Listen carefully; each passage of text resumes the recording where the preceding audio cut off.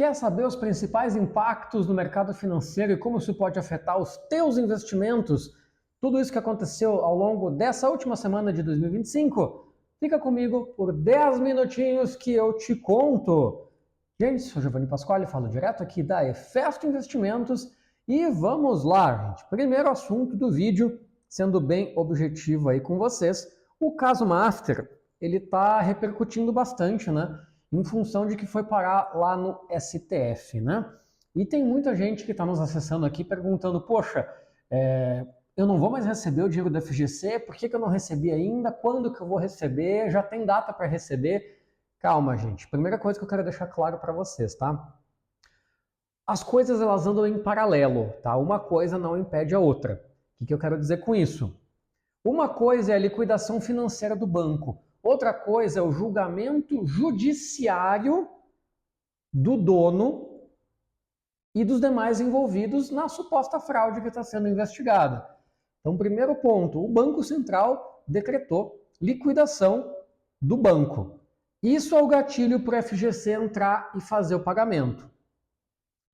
Esse é um assunto que está andando, tá? Qual é que é o próximo passo dessa ação? Banco Master fornece uma lista com os CPFs versus aplicações de cada um dos investidores. Banco Central recebe isso, FGC começa a fazer os pagamentos. Vai aparecer lá no teu aplicativo da FGC, na aba Início, as aplicações lá para tu dar ok no valor. Tá? Isso é o próximo passo que vai acontecer. Não tem uma data oficial ainda para isso acontecer, gente. Mas o banco tem um prazo que está correndo normalmente de 30, 40 dias, desde a data da liquidação, tá? Isso são dias úteis, né? Então, esse prazo está andando e está correndo. Outra coisa é o assunto que foi parar no STF sobre o julgamento do crime, né? Que supostamente foi cometido ali. Então, isso é outro assunto, e isso anda em paralelo. O que pode sim pausar a questão da liquidação do banco é se o STF anular a decisão do Banco Central. Se ele chegar lá e disser, não, eu acho que não teve fraude e o banco não tem que ser liquidado, a decisão do Banco Central está anulada, volta atrás.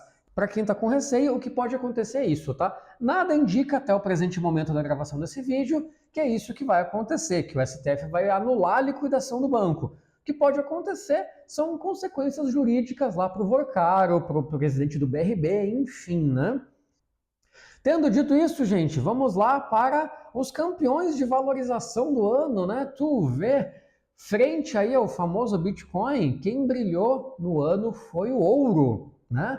Inclusive, mais significativamente até que o ouro foi a prata. O ouro teve aí uma valorização na casa dos 45% aí esse ano, teve alguns picos até de 60%. Mas a prata teve picos de 160% ao longo do ano. O cobre também não muito atrás do ouro, se valorizando aí entre 35% e 45%, né? Então, pode-se dizer que esse foi o ano das commodities metálicas. Óbvio que o ouro é mais famoso, a prata é uma sequência, mas ela é bem mais volátil, né? Vejam o gap que ela teve, de 60% a 150% de valorização.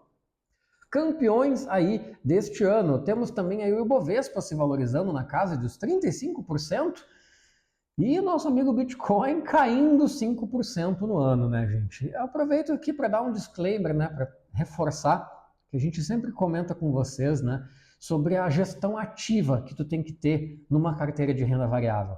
Tu não pode ficar olhando uma coisa subir na tua cara e não fazer nada e deixar ali. Ah, mas mesmo o Bitcoin, para quem comprou 2 anos atrás, ainda está no lucro. Sim, tá. Mas tu deixou de vender mais caro para comprar de novo mais barato. Essa gestão ativa faz muita diferença também no médio e longo prazo. É complicado tu simplesmente comprar alguma coisa e abandonar ela lá. Tá? A renda variável, ela exige que tu tenha uma postura ativa. Tu precisa, poxa, esse ativo está caindo. Estou comprado na tese, eu vou comprar mais barato. Agora o ativo começou a subir. Subiu 15% em um prazo curto. Vende um pouquinho da tua posição, vai lá e vende 5, 10%. Poxa, o ativo subiu 20%. Vende mais 10, 15% da tua posição. O ativo subiu 30%. Traça um limite. Poxa, até metade da minha posição que eu tenho eu estou disposto a vender porque subiu muito num prazo muito curto. Depois, o que vai acontecer? Tu botou esse lucro no bolso. Quando o ativo corrigir, e a gente sabe que no mercado financeiro nada sobe numa linha reta para cima, vem correções. Quando começar a corrigir, tu começa a comprar de novo. E aí tu vai ter colocado esse delta no bolso como lucro.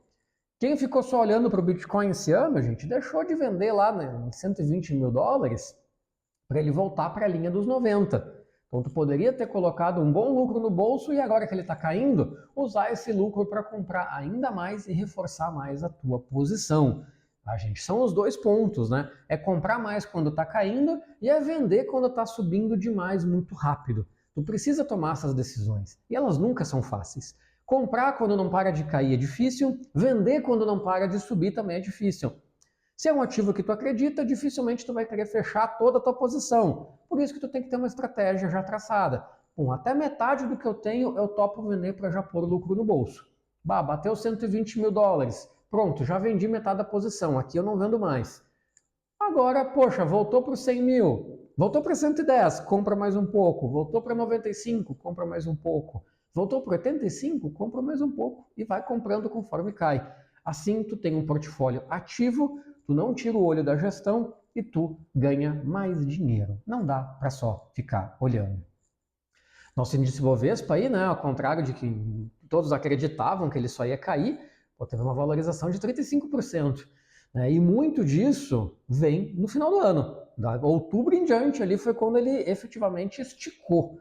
Né. Então também tem a questão da paciência, né, de esperar as coisas acontecerem. Para quem às vezes comprou em janeiro e ali em junho, julho, nossa, 6 meses eu não ganhei dinheiro ainda, tô fora. Daqui a pouco vendeu com prejuízo, alguns meses depois o mercado deu a volta. E por fim, gente, temos aí o PIB do Brasil que provavelmente vai fechar na casa dos 2,3, frente a uma inflação que vai fechar na casa dos 4,4. É uma situação complicada para um país do tamanho do Brasil ter um PIB menor do que a inflação. Porque basicamente, gente, é um crescimento artificial, porque tu está perdendo o poder de compra, tu está crescendo menos do que o aumento de preços. Poxa, tu cresceu 2% e os preços cresceram 4,4%, tu está perdendo o poder de compra, tu está crescendo mais devagar do que o efeito de aumento do custo das coisas que estão ao teu redor.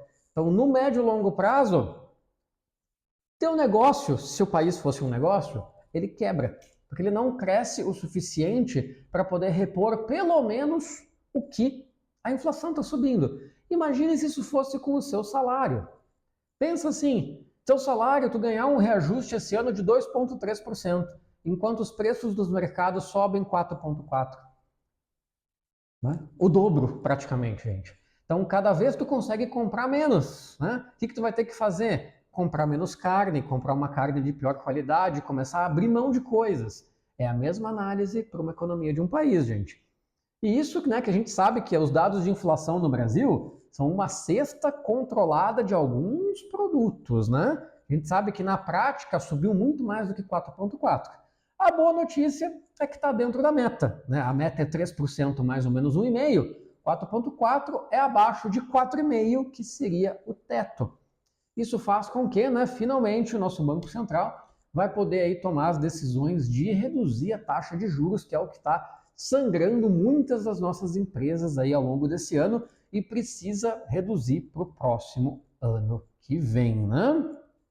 Provavelmente não vai ser em janeiro, talvez seja em março. Aqui é especulação pura, né? Então temos que aguardar aí os dados de inflação continuarem reduzindo para aí sim o Banco Central poder tomar uma decisão com confiança de que, bom, está na hora de cair juros e o mercado todo vai agradecer, fundos imobiliários vão agradecer, empresas vão agradecer, vai sobrar mais lucro, vai sobrar mais dividendo para todo mundo e por aí vai, gente. Esse é o principal da semana, não quero me estender demais por aqui. Se tu ficou comigo até aqui, muito obrigado. Já aproveita, deixa o teu gostei, se inscreve no canal e deixa um comentário de algum outro assunto que de repente ficou de fora desse vídeo. Tudo isso ajuda a gente pra caramba a crescer e é de graça. Muito obrigado por ficar comigo até aqui nesse vídeo e um excelente 2026 para todos.